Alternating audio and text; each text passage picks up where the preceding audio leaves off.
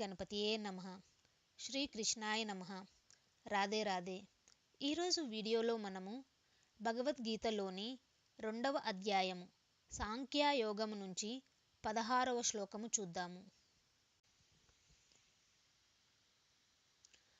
నాసతో విద్యతే భావో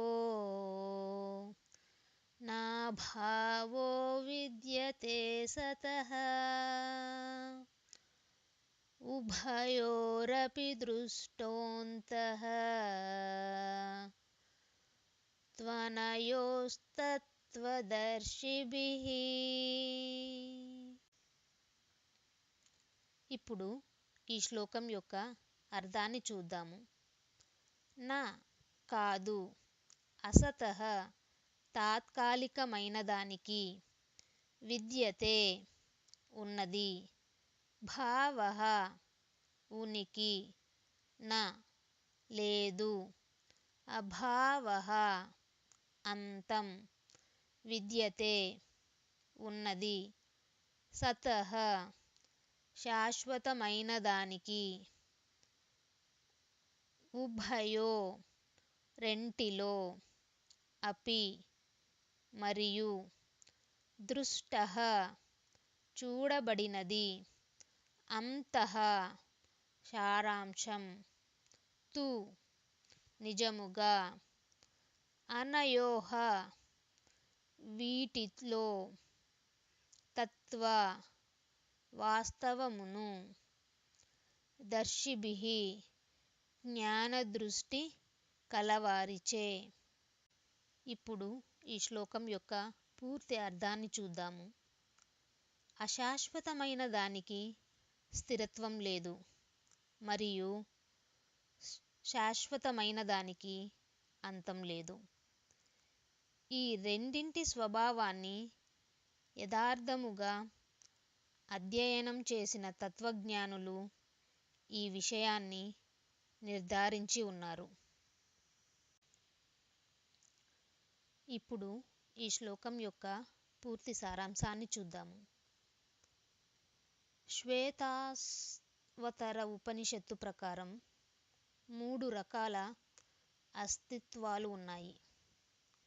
ఈ వేద మంత్రాలన్నీ సూచిస్తుందేమిటంటే భగవంతుడు, జీవాత్మ మరియు మాయ. ఈ 3 కూడా నిత్యము, శాశ్వతము. భగవంతుడు నిత్య శాశ్వతుడు, అంటే ఆయన సత్, ఎప్పటికీ ఉంటాడు. అందుకే వేదాల్లో ఆయనకు ఒక పేరు సత్ చిత్ ఆనంద స్వరూపుడు, నిత్యుడు, జ్ఞానస్వరూపుడు, ఆనంద స్వరూపుడు. రెండవది ఆత్మ, నాశనం లేనిది, అందుకే అది సత్. కానీ ఈ శరీరం ఏదో ఒక రోజు నశిస్తుంది, అందుకే ఇది అసత్, తాత్కాలికం. ఆత్మ కూడా సత్ చిత్ ఆనంద స్వరూపమే, కానీ ఇది అత్యంత సూక్ష్మమైనది మాత్రమే. కాబట్టి ఇది అణుసత్, అణుచిత్, ఆనంద స్వరూపము. మూడవది మాయ. దేని నుండి ఈ జగత్తు సృష్టించబడిందో ఆ మాయ కూడా నిత్యమైనదే లేదా సత్. కానీ మన చుట్టూ కనిపించే భౌతిక వస్తువులన్నీ ఒకప్పుడు వచ్చినవే మరియు మళ్ళీ కాలంతో నశిస్తాయి. ఈ విధంగా అవన్నీ అసత్ లేదా తాత్కాలికమైనవి అని చెప్పవచ్చు. భౌతిక ప్రపంచం అసత్ అయినా మాయ మాత్రం సత్. ఈ ప్రపంచం అసత్ అని అంటే దాన్ని మిథ్య అని అనుకోవద్దు. అసత్ తాత్కాలికము అంటే మిథ్య లేనిది కాదు. కొంతమంది తత్వవేత్తలు ఈ ప్రపంచం మిథ్య, ఉనికి లేనిది అంటారు. వారు ఏమంటారంటే మనలోని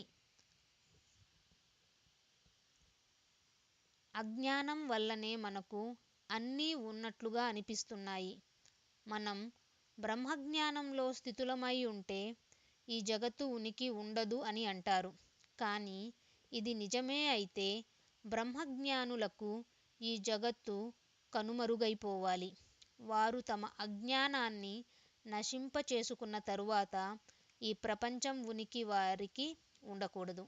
మరి అప్పుడు ఆ మహాత్ములు భగవత్ ప్రాప్తి అనంతరం కూడా పుస్తకాలు ఎందుకు, ఎలా రాశారు? పెన్ను, పేపరు ఎక్కడ నుంచి వచ్చాయి? బ్రహ్మజ్ఞాన పరులు ఈ జగత్తుకు చెందిన వస్తువులు వాడడం బట్టి ఈ జగత్తు వారికి కూడా ఉన్నదని తెలుస్తోంది.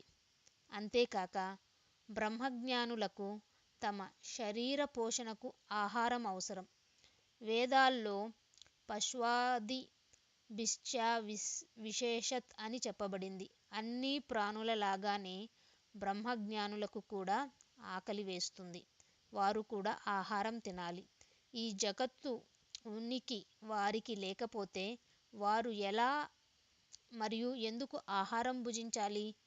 ఇంకా తైత్తిరీయ ఉపనిషత్తులో పలుమార్లు ఈ జగత్తు అంతటా ఈశ్వరుడు వ్యాపించి ఉన్నాడు అని చెప్పబడింది. భగవంతుడు ఈ జగత్తును సృష్టించడమే కాకుండా ప్రతి పరమాణువులో వ్యాపించి ఉన్నాడు అని ఈ వేదమంత్రం ప్రతిపాదిస్తుంది. భగవంతుడు ప్రతి పరమాణువులో వాస్తవంగా ఉన్నట్లయితే ఈ ప్రపంచం లేకుండా ఎలా ఉంటుంది? ఈ జగత్తును మిథ్య అనటం భగవంతుడు ఈ జగత్తు అంతటా వ్యాపించి ఉన్నాడు అన్న నిజాన్ని వ్యతిరేకించడమే అవుతుంది. ఈ శ్లోకంలో శ్రీకృష్ణుడు జగత్తుకు ఉనికి ఉందని, కానీ అది అనిత్యము, అశాశ్వతము అని వివరిస్తున్నాడు. అందుకే దీనిని అసత్ లేదా తాత్కాలికము అన్నాడు. దాన్ని మిథ్య లేదా లేనిది అనలేదు.